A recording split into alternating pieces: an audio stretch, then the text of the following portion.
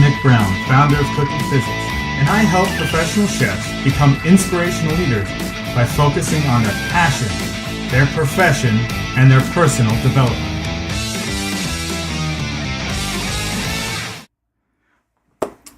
Welcome. I am so excited to have you guys here. Again, my name is Nick Brown, and I am the founder of Cooking Physics. Today, we are going to be talking about behind the kitchen doors, unveiling the culinary code for thriving under heat and pressure. How do chefs do it? How do they actually manage to work the long hours and be in the difficult situations in their lives and in their work and still thrive and be amazing? This is one of the things that so many people are fascinated by the culinary field.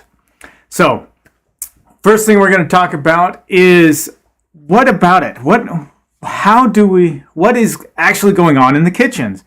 I mean, you've got kitchens that are like 100 degrees in there, 90 to 100 degrees on a consistent basis. And then if you're working on the saute or you're working on the grill, those temperatures could raise over 110, about to 120 degrees.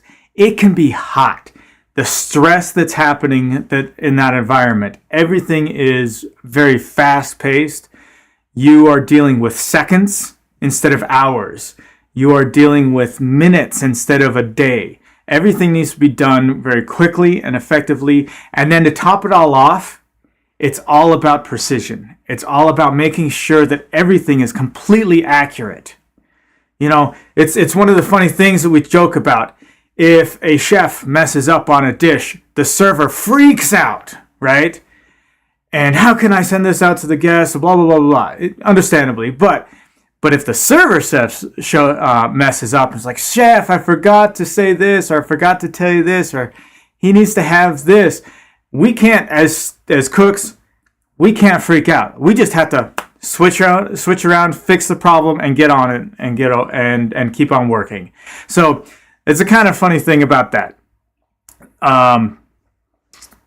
If you think about it, a lot of things have happened in the culinary industry over the last 5-10 years. We have been rocked left and right. We have been pushed and prodded and pushed to our absolute limits and had very little thanks sometimes. And then the pandemic hit and our entire industry completely shut down. We had to think on our feet. We had to figure out new ways of doing things. We had to figure out how to go from a sit-down restaurant to a purely takeout restaurant. We had to figure out how to get the products to us from the different purveyors because they shut down. The amount of food that was in the fields that were destined for restaurants got completely obliterated. There was no place, there was no outlet for them to go out. There were a couple of purveyors who transitioned really well and were able to kind of repackage a little bit and sell it to the general public because the grocery stores were completely empty. But I mean, it was huge. I would say the amount of stress that was happening leading up to the pandemic, I would say about 1 in 4 chefs had felt kind of overwhelmed with the amount of stress. And since the pandemic and the year since have, I say that's probably doubled or tripled. There are very few chefs out there now who don't feel that stress, the overwhelming stress of staffing, of your P&Ls, of food costs, of making sure that they're making a profit, and are they going to continue to have their job, and how to navigate this new environment. So let me talk to you about what those 1 out of 4 people who are are able to survive, who are able to thrive, and are able to, deal with the heat and the pressure and the stress of working in this industry. Now, I'm going to tell you this. The things that I'm going to talk about, I guarantee you've already heard. I guarantee you've already heard. And the reason why you've already heard them is because they work. The issue is they're hard to do. They're difficult to do on a consistent basis. You may be able to take a second here or there and do one of these things, but to be able to do this on a consistent basis is what's going to set you apart from the other chefs. It's what's going to help you to overcome that stress, the heat, the pressure, and all of the frustrations that happen by working in the culinary field. So, the first thing is the biggest. And this is the one that's going to help set the tone for everything else. And that is your mental resilience. What kind of mental resilience do you have? What kind of tolerance do you have? How much stress can you take and be able to handle without blowing up, without burning out? And one of the things that happens is you gain this mental resilience by being in these situations, by being in the places, in situations where you're going to be pushed to your limit, where you're going to be stretched. And there's two ways of doing it. You can either let the world bring it onto you and you deal reactively with it, or you can go out and look for it. You can put yourself into situations and say, I'm going to put myself into this situation on purpose with the express intent of figuring out how to survive and how to thrive in that situation. Now, if you're going into it with that kind of an attitude, that right there doubles the chance of you succeeding. Just because you've got that mental fortitude of, I'm doing it on purpose. So, what are some things that you can do to be able to build up this mental resilience that you need to be able to handle everything that's coming in? First of all, you need to know your strengths. You need to know what you're good at. And you need to know what others are good at. Because you're not going to be able to do this on your own. You're going to need to rely on other people. So you need to know your strengths as well as other people's strengths. And then you also need to know your weaknesses. You need to admit to what you're not good at and what others are not good at. And do not put them into these situations unless it's on purpose. Okay? Unless if you're putting somebody's weakness on display and saying, I'm going to push your weakness so it becomes stronger, you need to make sure that they understand that that's what they're doing. They understand that you're doing this on purpose and they're okay with it. Okay? Because if you just throw them under the bus, per se, and say, well, that was a test to see how well you do. No. You're setting them up for failure. But if you go to them and say, I'm going to put you in this situation. I want to see how good you do. Try your best. If you fail, that's no problem. I don't bother. Don't worry about it. We'll talk about it to how you can become better next time. But I am going to put you in this situation, and so do your best. That's setting that person up for success. They may not actually succeed in the event, but you're setting them up for success in that if they don't succeed, they know that you're not going to be upset. They know that you are going to help them to learn the things and to grow so that the next time they will be successful. Okay? So, knowing the strengths of yourself and others, and knowing your weaknesses and the weaknesses of others. And then using those things, knowing those kinds of things, having a plan for every situation. Now, a lot of this comes just from straight up experience. But having that plan, if such and such happens, then I do this. Okay? You're working on the grill. If you overcook a steak, what are you going to do? What's your backup plan? If you're working in banquets, you run out of food. What's your backup plan? What are you going to do if you run out of that kind of food? What's the next kind of plan that you've got? If you're a manager of some sort, if so-and-so doesn't show up, what's your plan? What's going to happen?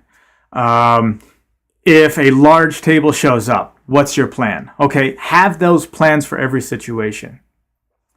To help you with those plans, you need to have your mise en place. Having everything ready. Making sure that you have everything ready and be able to handle those situations. Okay? Do you have all the product that you need? Do you have all the equipment that you need? Do you have the staffing that you need? And if you don't, have that plan for every situation. And make sure that when you're dealing with those situations, you rely on the strengths of others. You kind of catching the drift here? The next thing is setting the clear expectations of yourself and others. That's another way that you can build that mental resilience, mental preparation, and toughness. Is if you understand what the expectations are, then you know what needs to happen. And you don't get bogged down by everything else that's going on, okay? So we're going to talk about why it's so important to be prepared. I talked about the mise en place. I talked about the having the plan and helping that build up your mental toughness.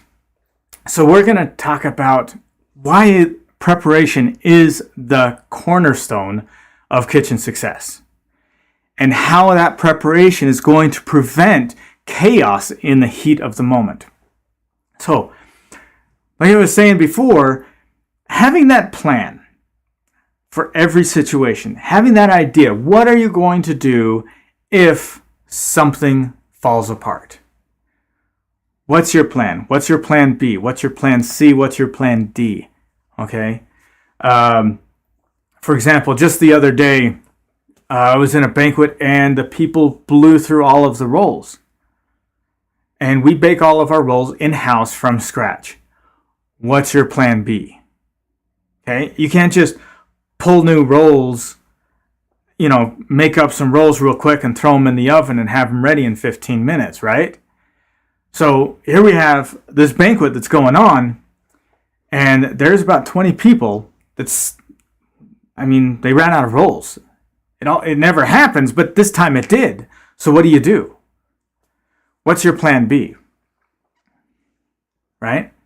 So our plan B is we actually had several baguettes that were day-old baguettes that we put in the freezer and we use in the restaurant for like crostinis and stuff. So what we did this time is we pulled those out, cut them while they were still frozen, and then threw them in the oven for 5 minutes and sent those out. Okay? What is your plan B? What are you going to do in the case that you run out? Okay? Being able to think on your feet, being able to make those decisions, that's what being a chef is all about. And that's what makes you and sets you apart from the others that are just like throw up their hands and go like, it's not my fault. Everybody ate all the rolls.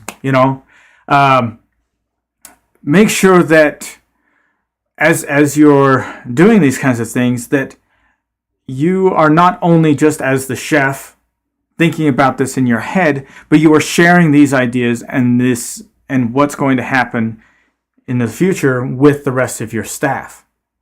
I had a really amazing banquet chef that I worked with. His name is Alex Brasrell. And this guy taught me a lot about being prepared for your banquets and having those plans in advance. He would sit there and he'd talk, and as he was starting to let me take over some responsibilities of this banquet, he'd be like, okay, today you are in charge. I'm going to put you in charge. You're going to be doing this. And I'm like, okay, sweet, I'm ready, And I was ready and everything like that. And then he's sitting there and he's like, okay, you got all the food? Yes. You got all everything ready to go? Yes, everything.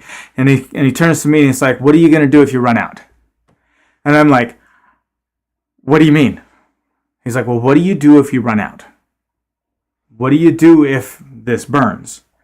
What's your backup plan? And I'm like, oh, okay, that would be good to know, you know? So he started getting me to think about those kinds of things, saying, what's your backup plan? And doing it before. So having that plan before, doing your pre-shift rituals, whatever that is. For the line cook, that pre-shift ritual, that is checking the line. Going through every single thing, checking it, making sure the flavor is good, texture is good, the color is good, you've got all your equipment, getting your mise en place in order. The other thing is having checklists. I can't tell you how many chefs say how they just look at their line and they know what they're missing. That very same day, after saying that, oh yeah, I just look at my line, everything's good. Okay, you good? Oh yeah, I got everything. 3 orders in and he's forgot his bottle of oil. Or halfway through the shift and he's almost out of salt and pepper and he needs to get some salt and pepper. Or, you know, there's this dish that doesn't happen very often and there's a nice little garnish kind of, let's just say a little paprika or something, and he goes to look for it and it's not there. Or he goes to grab it and he goes to shake it and it turns out it's empty. Okay? Having those checklists will help you go through that mise en place. Having those checklists. For example, I've been doing these videos for a long time. Right before doing this video, I'm sitting here saying to myself, okay, I think I've got a rhythm. I'm pretty sure I know what I need to do, and I need to put together a checklist so I can just be like, check, check, check. I got everything. I am ready to go. So I feel confident in what I'm going to produce and what I'm going to talk to you about. Making sure, if you've looked some of my old first videos, there's been times where the audio doesn't even come through half the time. Or I forgot the lighting, or I got started and I forgot, one thing or another. I need to make checklists even for this. So having those checklists is very important. Another thing is how do you keep up on your efficiency of your work? Okay, making sure that you are prepared, you are organized. Again, it's all part of this mise en place kind of concept. That everything is in its place. Everything is ready. Everything has a place. Everything is in its place. Making sure that you understand the priorities of what needs to happen versus what can happen. And also with the planning of that kind of stuff, it also allows you, as you're planning and thinking ahead, to be able to prevent the fires. To be able to see the smoke as it's just starting to smoke and snuff it out, solve the issue, and get that resolved quickly before it turns into a full-blown fire. Okay? Now let's talk about communication. I talked a little bit about it before in making sure that when you are stressing or when you're going to give somebody the opportunity to grow and put them into an area that they have a weakness and they know they have a weakness, making sure that there is good communication in there. Okay, it's also good communication is essential in the kitchen. A lot of restaurants have very short commands to be able to pass on the information in the least amount of time and the most efficient way. The chef calls out the order. Some kitchens, they just say heard. Some they say yes, chef.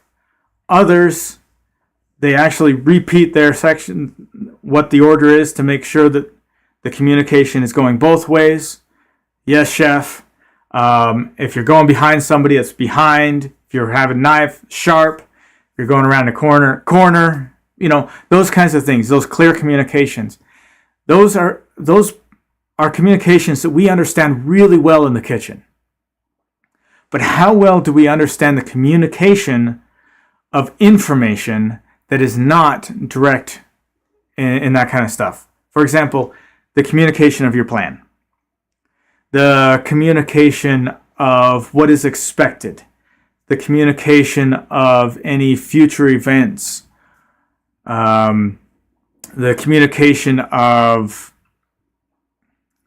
expectations, and what the chef is going to expect of you every single day, or this day or that day. What is your expectation of the staff if you're the chef?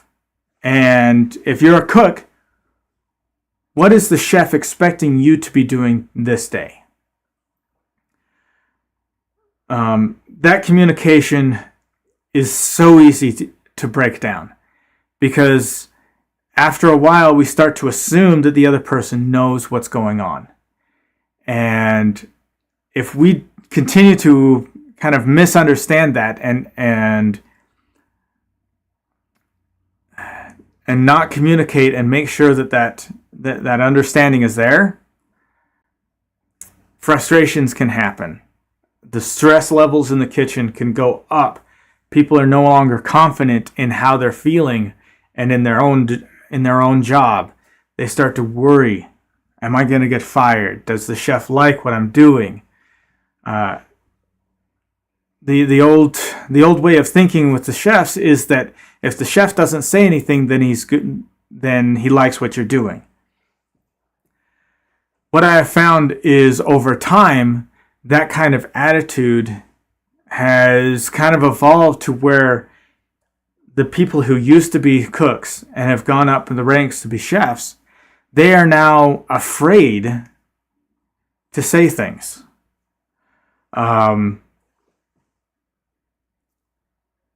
Because they want to, I don't know. This is something that I had struggled with for a while, and I'm going to tell you what my experience is with the communication. I always, a lot of times as a chef, I would allow other people to do things a little bit different. And the reason is because I wanted to see what they were thinking. I wanted to understand, and I wanted to see if what they were thinking is actually going to work. And then I would come back later and be like, hey, this did work or this didn't work. But sometimes they would start to build that conflict. They would start to build that miscommunication between the two. And as a chef, I guarantee the responsibility was upon me. And because of that, then if I would allow it on a couple of little things, it would start to build. And then when something really big happened and I needed to address it, and I would go to address it, it would blow up. It would blow up. And a lot of that had to do with that communication. There was no consistent communication of, you're doing good. This needs to be adjusted. This is exactly what I want. It was always a thought process in my head that I only say something when they're doing something wrong. And so anytime that I began to talk to that person, they assumed that I was going to belittle them, per se, that I was going to tell them what they're doing wrong, that they weren't going to be good. Okay, and it started causing a lot of problems. What I found over the years, since I realized that, is that I need to focus on the things that they're doing right. I need to make sure that I'm paying attention to what they're doing and constantly say, that's exactly what I want. Yes, this is right. You're doing great here. That's amazing. I love what you're doing there. And then occasionally say, you're doing great. I need you to adjust it a little bit so that it becomes better. Okay? And having that communication open where I'm constantly giving praise, I'm constantly giving good feedback, I'm constantly letting them know how they can improve, and not just telling them how they're doing it wrong. Communication and building that team, that's going to help you to really get a much better resilience within this kitchen. Okay. The last thing I'm going to talk about is your physical endurance. So we've talked about the mental resilience. We've talked about the importance of preparation, and we've talked about building that teamwork and having that communication and making sure that you are talking with your team and building your team up instead of belittling them and pushing them down and grinding them down. Let's talk about the physical endurance of chefs, because this is where we think that we do great. We pride ourselves in working 10 more hours every single day. We pride ourselves in working 6 days a week. We pride ourselves. It is a badge of honor that we can work 14 days straight for 12-hour shifts. We need to get rid of that badge of honor. If you're constantly having to work 14 days in a row, 10-hour shifts, that isn't a badge of honor. That is a lack of leadership. We need to build up our physical endurance to be able to withstand and be able to handle the occasional times that that's going to happen. It is going to happen. That's the nature of the business. But if it happens on a consistent basis, there's something wrong. So let's talk about how to be able to withstand and how to be able to endure the occasional time where you are working lots of hours. The biggest thing is keeping physically fit. The old adage of never trust a skinny chef, BS. You should be a skinny chef. Every chef needs to be skinny. In other words, you need to be physically fit. You need to have the physical stamina. Your body needs to be able to endure the stresses that is going on every single day. And if you are not in physical fit condition, those stresses are going to affect you tenfold. So you need to make sure that you are physically active. Not just the walking around and stuff like that you do in the kitchen. Okay? We do that all the time. We're on our feet all day.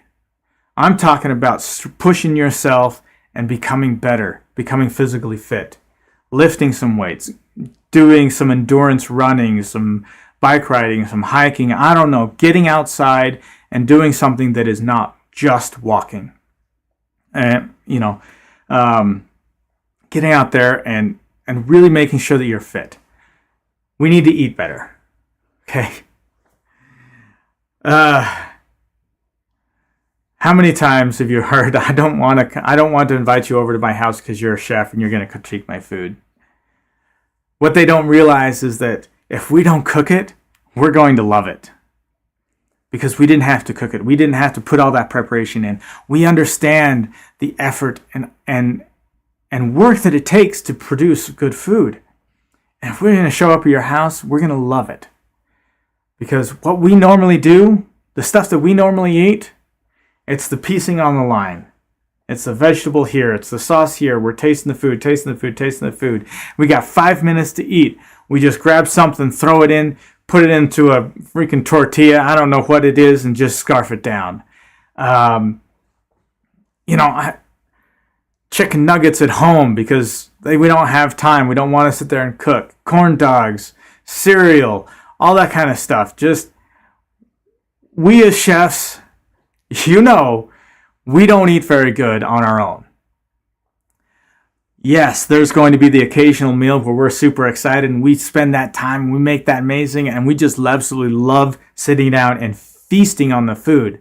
But the majority of the food that we eat is not very good, and we need to change that. I believe that it is changing a lot in the current in how things are going right now, and it's getting better and better. So we continue on that. The next thing is we need to listen to ourselves. We need to listen to our bodies. There are going to be times where we are done. We are physically exhausted, and we need to listen to that.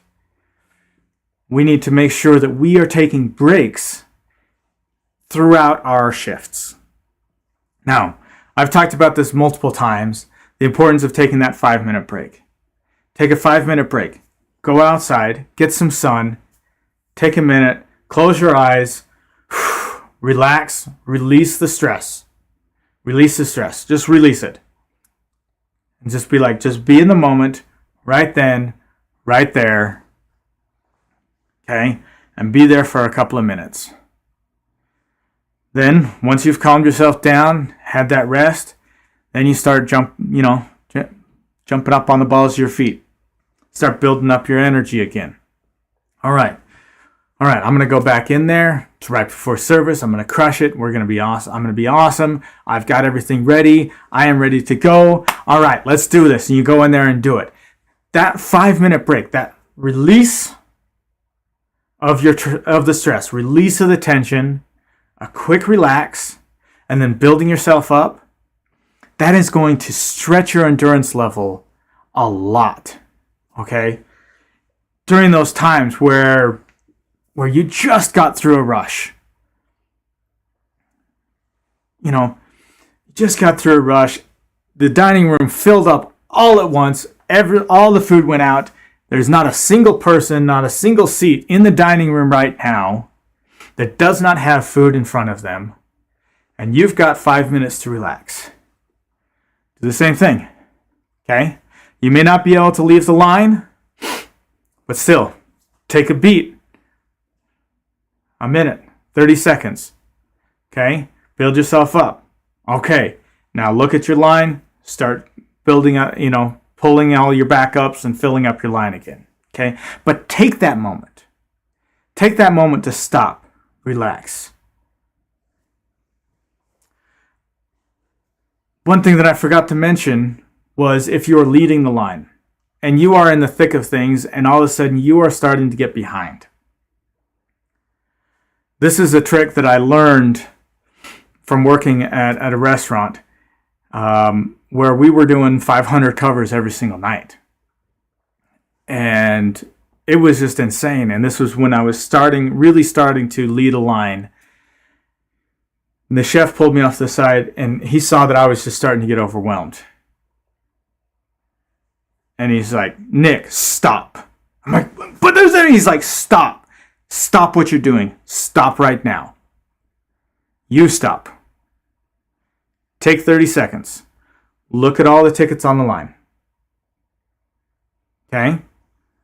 Then, now that you know what needs to be, what are the next 3 tickets that are coming? Check with your other cooks. See where they're at. Figure out your surroundings. Make a decision which ticket you're going to focus on and lead that line again. That changed my life. That changed how I saw things. He told me, he's like, that 1 minute, that 60 seconds of stop, you stop everything. There's no food going to go out in that 60 seconds. You are going to be behind by 1 minute. But that 1 minute will allow you to catch back up and you will be ahead of the game within 10 or 15 minutes if you stop for 1 minute. If you do not stop for that 1 minute, you will be behind further and further and further for over an hour. So that's what he taught me. Again, listening to your body. Your body is the same way. Take that 5 minutes. Relax. Release the tension.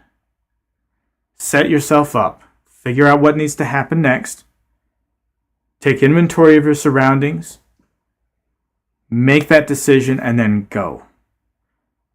That brief pause, that pit stop that happens in the races, they stop, switch out the tires, fill up the gas, off they go. That is what's going to help you maintain that endurance to be able to survive those 10 plus hour shifts, those 14 days in a row. Okay? We're going to have them. These are the skills that you need to use to be able to overcome that. So let's just do a quick recap. Okay?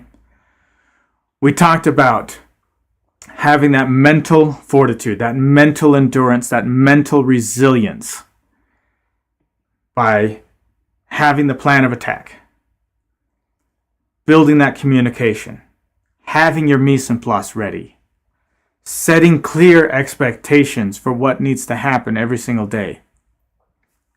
Have your pre-shift rituals, have your mise en place and your checklists and your reviewing of what's going on every single day. Okay? Anticipate what's going on. Pay attention to the smoke and put the smoke out before it becomes a fire.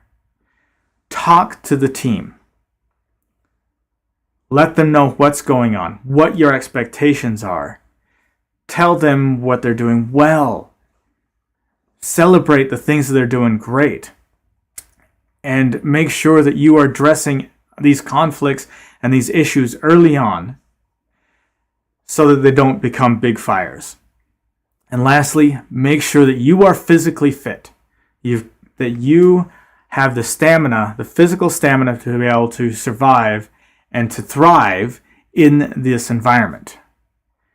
Now, I kind of didn't touch on this, but it does need to be said. Rest, sleep. It's very important, okay? Get your sleep. Make sure that you, as you're doing all of these other steps, make sure your mise en place is ready, as you're doing those release and setting yourself up for the next time and taking breaks throughout your day, it will allow you to sleep better at night because you will not have all of that stress built up when you get off of work. You'll just have that last little bit. And if you can do a quick release right before you do the cleanup, then you're barely going to have any stress and you can just go home and relax. Take a beat and go to sleep. Okay? The whole point is that I want to make sure that you can lay down on your bed comfortably, not exhausted, not burnt out, not devastated from the day's events, but comfortable. Yes, you're tired, but you're not burnt out. You're not overly exhausted, okay?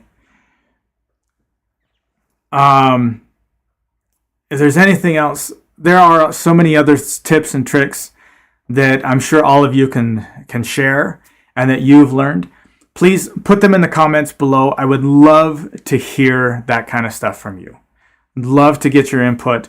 Let's get some discussions going on about how it is and what are some of the skills and tips and tricks that we as chefs use to be able to handle these stressful situations. I've given you some of mine. I'd love to hear some of yours. So next week, I'm going to be talking a little bit more about leadership and how it is that you can become from a cook to a chef, to an inspirational chef, and what steps can you do, and how can you fast track that to get there quicker. So join me next week on Thursday, 1 o'clock Mountain Time, and I appreciate everything that you guys have been doing here. You guys are awesome.